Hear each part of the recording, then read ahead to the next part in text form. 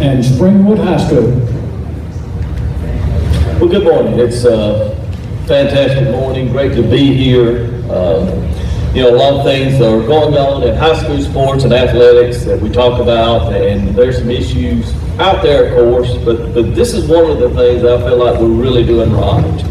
I think we're giving every school opportunity. You know, today I think you're going to have Opelika here, you know, a big 6A school. You've got Auburn, and then you've got Springwood School, who's a small school that plays 8-man football. But our kids are just like their kids. They work hard in the weight room. Okay? We do 7-on-7s. You know, we participate, we put helmets and pads on, we get after it just like they do Friday night. So we're really proud of the Orthopedic Clinic and iHeartRadio and all the people that sponsored this event.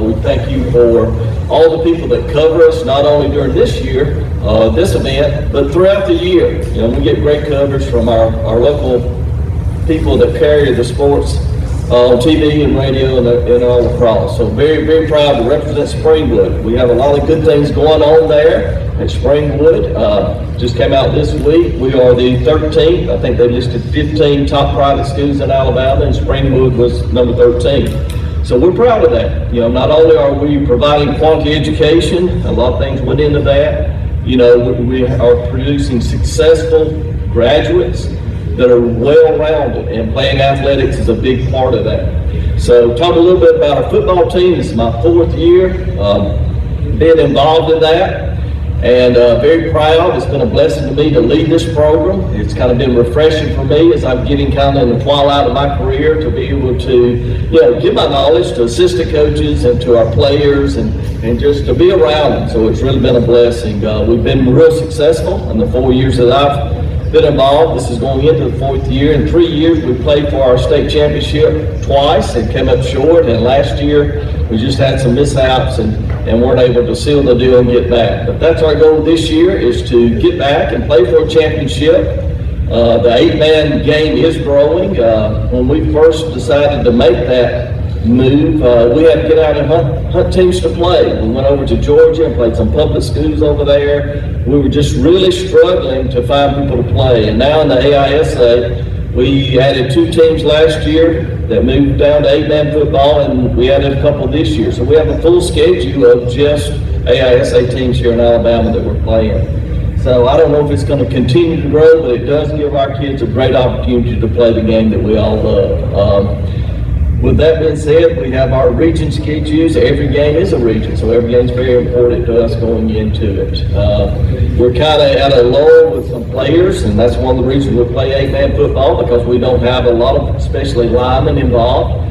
And we've just had some small classes go through. I think we're going to graduate about 30 kids this year in the senior class, and there are a lot of them are female heavy, so we just don't have a lot of athletes there. What we do have came out, they work their tails off and do a great job with us. So we're looking to set the tone this year and have a great season. Okay, can I answer any questions? Good morning, Coach Jack Patterson from WRBL. You talked a little bit about, you know, the success that this program has reached under you being head coach. How do you get back to that state championship game? What are some things that you might do differently this year than you did last year? Well, you know, each year it's a totally different game because we graduate kids, we have to replace them, and we try to fit what we do to our personnel that we have. And this year's going to be the same thing. We need to be a very physical football team this year, especially on the defensive side of the ball. You know, 8-man football, it's a lot of grass out there.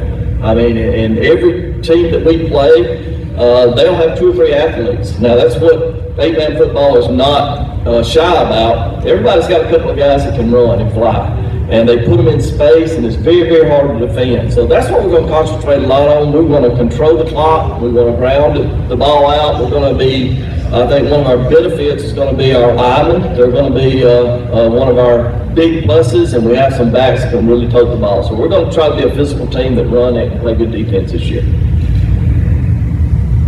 Coach, let's get your players up. Give us your name, what position you play, and a couple of questions for you. What's the off-season been like this year, and what are your goals for this coming season? First, we have senior Tucker Sides. I'm Tucker Sides. I play H-back and middle linebacker. some goals, or actually, to start the summer. We had a good turnout at workouts this summer. A good group of guys that came. We worked hard and put in the work, ready for this season. Some goals for this season, like Coach Burch said, defensively, that's where we're going to have to be strong and have to hit hard, fill the gaps, and just be a tough-nosed defensive team. Offensively, we're going to have to run the ball hard, get yards every play, chew the clock. And that's what I look forward to is, last year defensively is probably our weak point of our team. And just to get back to that, like my freshman year, we won the state championship. Obviously didn't win it, but defensively we were a great team. Probably our strongest suit. So hopefully getting back to that defensively is what I'm most excited about.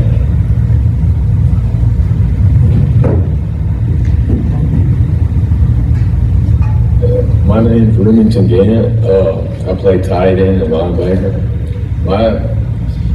In this off season, my favorite part, we all showed up. There was everybody there, nobody was skipping. But we've had a good show out. I think one of our biggest goals, definitely getting back to the state championship, but I think we need to rely on each other a lot more. Relying on each other is going to be probably our most important part. And of course, like we said, with the defense, I think defense is important, but we need to show each other that we know how to play football. We all know how to work. We've been doing it all summer.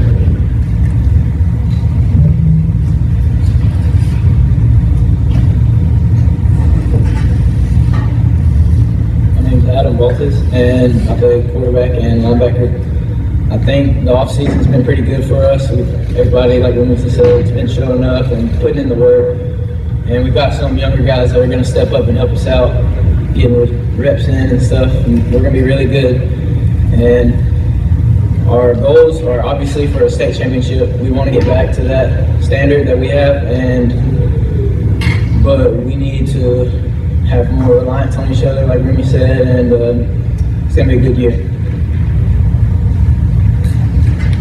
Coach, talk to us a little bit about, we've talked in the past about how you can not even win your region and go to a national championship game and win the national title.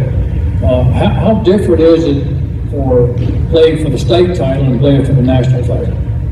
Well, our focus has always been on our state. We like playing teams that are local. We like playing teams, and we have some rivalries around here now that we've established with these 8-man teams.